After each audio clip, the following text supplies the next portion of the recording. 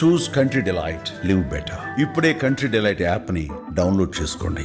నమస్తే, welcome to Suman TV. నేను పద్మిని. ప్రస్తుతంతో పాటు ప్రముఖ ఆధ్యాత్మికవేత్త, దత్త ఉపాసకురాలు, శ్రీపాద శ్రీవల్లభ దత్తపీఠం వ్యవస్థాపకురాలు శ్రీమతి లతా దత్త గారు మనతో పాటు ఉన్నారు. మాట్లాడదాం. అక్క నమస్తే. అక్క నమస్తే. ఎలా ఉన్నారక్క? బాగున్నాను అక్క, కార్తీక మాసంలో బహుళపక్ష చవితి రేపు శనివారం రాబోతుంది. ఈ బహుళపక్ష చవితి వచ్చింది అని అంటే తెలిసిందే అందరికీ, అది సంకష్టహర చతుర్థి అని. మరి శనివారం వస్తోంది కాబట్టి దీని సిగ్నిఫికెన్స్ ఏంటి, ఎట్లా యూటిలైజ్ చేసుకోవాలి ఆ రోజుని, యూటిలైజ్ చేసుకుంటే ఎటువంటి ఫలితం మనకు ఉంటుంది, ఇవన్నీ ఒక్కసారి చెప్పండి అక్క. తప్పకుండా చెప్తాను పద్మిని. కార్తీక మాసంలో వచ్చే ప్రతిరోజు కూడా చాలా విశేషమైంది. కార్తీక చవితి విఘ్నాలను తొలగించడానికి ఎప్పుడు గణనాథుడు రెడీగా ఉంటాడు, కానీ మనము ఆయన్ని పూజించే విధానం బట్టి తొందరగా మనకి విఘ్నాలు తొలుగుతూ ఉంటాయి. అందరు అంటూ ఉంటారు, మాకు ఆటంకాలు వస్తున్నాయి, బ్లాకేజెస్ వస్తున్నాయి. మరి ఈ బ్లాకేజెస్ని దూరం చేసుకోవాలంటే ఏం చేయాలి? విఘ్నేశ్వరుని పట్టుకోవాలి. అలా పూజలు చేయడానికి మనకు సమయం ఉండదు, కానీ అన్నీ అయిపోవాలి. విఘ్నాలు తొలగిపోవాలి, సంకటాలు తొలగిపోవాలి.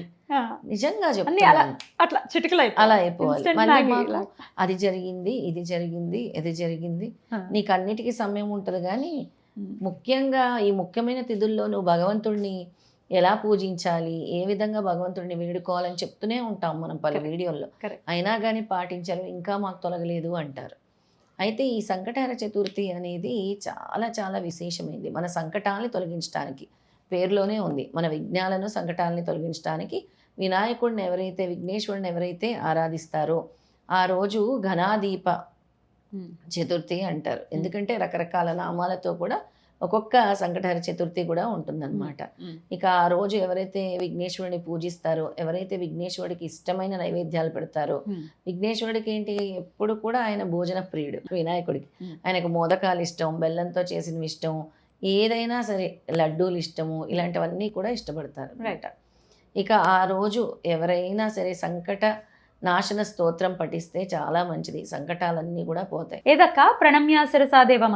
అదేరా, నేను అది ప్రతిరోజు సంకట నాశన స్తోత్రము చదువుకుంటూనే నా రోజును ప్రారంభిస్తాను. ప్రణమ్య శిరసాదేవం గౌరీపుత్రం వినాయకం భక్తవాసం స్మరే నిత్యం ఆయుః కామార్థస్థితే ప్రథమం వక్రతుండం చ ఏకదంతం ద్వితీకం తృతీయం కృష్ణ పింగాక్షం గజకృతం చతుర్దకం అని ఉంటుంది స్తోత్రం. చాలా బాగుంటుంది. ఈ స్తోత్రాన్ని ఎవరైతే ప్రతినిత్యం పఠిస్తారో వాళ్ళ సంకటాలన్నీ కూడా తొలగిపోతాయి. ఒకవేళ ప్రతినిత్యం ప్రతిరోజు మేము చదువుకోలేము అనుకున్న వాళ్ళు సంకటహర చతుర్థి ప్రతి నెల మనకి స్వామిస్తూనే ఉంటారు. ఆ రోజు 11 సార్లు చదువుకున్నా కూడా ఫలితం ఉంటుంది.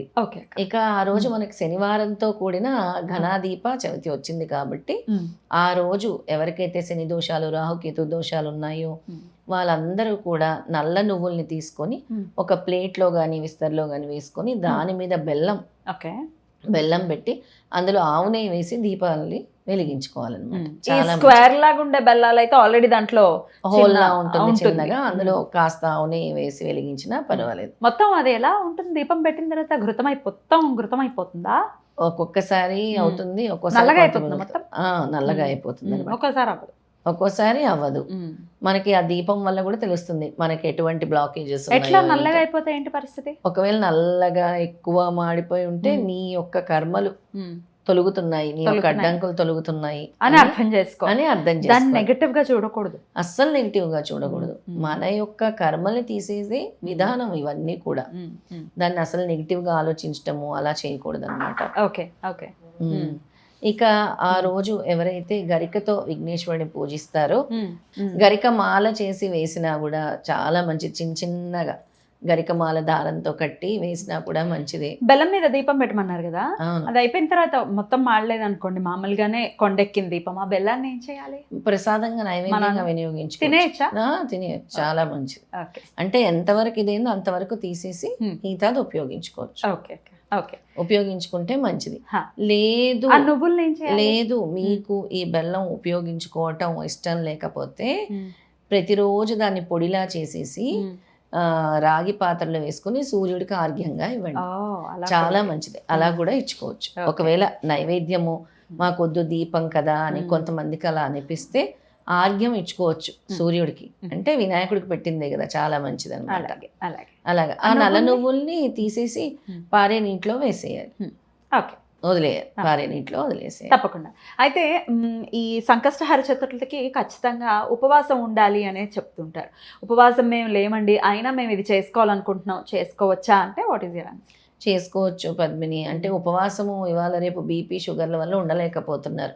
ఒకవేళ ఉండగలిగిన వాళ్ళు ఉదయం నుంచి ఉండి ప్రదోష కాలంలోనే సంకటహర చతుర్థి జరుపుకుంటారు. విశేషంగా అభిషేకాలు, సుగంధ ద్రవ్యాలతో అభిషేకాలు చేస్తారు విఘ్నేశ్వరుడికి. అలాగే వినాయకుడు అష్టోత్తరం చేస్తారు, గరిక పూజ చేస్తారు, మోదకాలు వేసి పూజిస్తారు, ఉండ్రాలు మేము సమర్పించుకుంటాం అని కోరుకుంటారు. ప్రతి సంకటహర చతుర్థికి కూడా మా విఘ్నాలు తొలగాలని కొంతమంది 11, కొంతమంది 21 ఉండ్రాళ్ళు కూడా సమర్పించుకుంటారు అనమాట. ఆ విధంగా కూడా చేసుకోవచ్చు. అలా కూడా చేసుకోవచ్చు. ఉపవాసం ఉండగలిగిన వాళ్ళు, ఒకవేళ ఉపవాసం ఉండలేము అన్న వాళ్ళు అల్పాహారం స్వీకరించవచ్చు. అన్నం కాకుండా ఏదైనా అల్పాహారం లాంటిది స్వీకరించి పూజించుకోవచ్చు. తప్పకుండా. అయితే దత్తుడికి వినాయకుడికి అభేదం, అందుకే కదా చవితి నాడు ఇద్దరు ఆవిర్భవించారు. శ్రీపాద శ్రీవల్లభ గారు కూడా స్వామి రావడం జరిగింది. దత్తాత్రేయుడు అనుగ్రహం కూడా ఉంటుందా వినాయకుడిని ఈ రకంగా పూజించడం రీత్యా? ఖచ్చితంగా ఉంటుంది పద్మిని. ఎందుకంటే సాక్షాత్తు శ్రీపాద శ్రీవల్లభులు ఏం చెప్పారు, నేను ఘన అంకాలతో అంటే ఘన అంశతో కూడా, అంటే దత్త అంశతో కూడా, ఈ ఘనాలతో, గణపతి ఘనాలతో కూడా నేను జన్మిస్తాను, నేను శ్రీపాద శ్రీవల్లభునిగా రాబోతున్నాను అని ముందే చెప్తారు. అందుకే శ్రీపాద వల్లభుడిని పూజించిన, దత్తాత్రేయ స్వామి ఆరాధన చేసిన విఘ్నేశ్వరుడు అనుగ్రహం తప్పకుండా ఉంటుంది. ఎందుకంటే ఆయన ఎంచుకొని మరీ జన్మించిన రోజు వినాయక చతుర్థి నాడే కాబట్టి దత్తాత్రేయుని పూజించినా కూడా వినాయక చతుర్థి చేసిన ఫలితాన్ని స్వామి మనకి ఇస్తారు. అంటే సంకటహర చతుర్థి చేసిన ఫలితాన్ని స్వామి ఇస్తారు. ఆ రోజు ఎవరైనా దత్త నామాన్ని పలికిన, సిద్ధమంగళ స్తోత్రాన్ని పఠించిన, దత్త స్తవం పాడిన, శ్రీపాదరాజాష్టకం పాడినా కూడా విశేషమైన ఫలితం ఉంటుంది ప్రదోషకాలం సమయంలో ముఖ్యంగా. అది చాలా అద్భుతంగా వివరించారక. ఖచ్చితంగా సంకష్టహర చతుర్థిని ప్రతి ఒక్కరూ కూడా వినియోగించుకుని, సంక్లిష్టమైనటువంటి పేర్లోనే ఉంది కదా సంకష్ట, రకరకాల కష్టాలు, ఆ క్లిష్టమైన పరిస్థితుల నుంచి మన వాళ్ళు బయటపడాలి. దానికి బయటపడాలి అంటే ఎంతో కొంత మానవ ప్రయత్నం ఉండాలి కదా. ప్రకృతి అందిస్తున్నటువంటి ఈ రోజుల్ని వినియోగించుకోవాలని సందర్భంగా మనవి చేస్తూ, ముఖ్యంగా పద్మిని ఎంతో మంది కోర్టు కేసులతో బాధపడుతూ ఉంటారు. కోర్టు కేసులు మాకు ఏమైందో సంవత్సరాలు తిరుగుతారు. ఎన్ని ఇయర్స్ తిరిగినా ఆ కోర్టు కేసులు అవ్వవు. ఆ కోర్టు కేసుల నుంచి వాళ్ళు బయటపడాలంటే ఇది ఒక మార్గం. ప్రతి సంకటహర చతుర్థిని వాళ్ళు తప్పనిసరిగా చేయాలి. 1 సంవత్సరం పాటుగా చేస్తే తొందరగా ఇందులో నుంచి బయటపడతారు. అద్భుతం అక్క, చాలా చక్కగా వివరించారక. కృతజ్ఞతలు. నమస్తే అక్క. నమస్తే.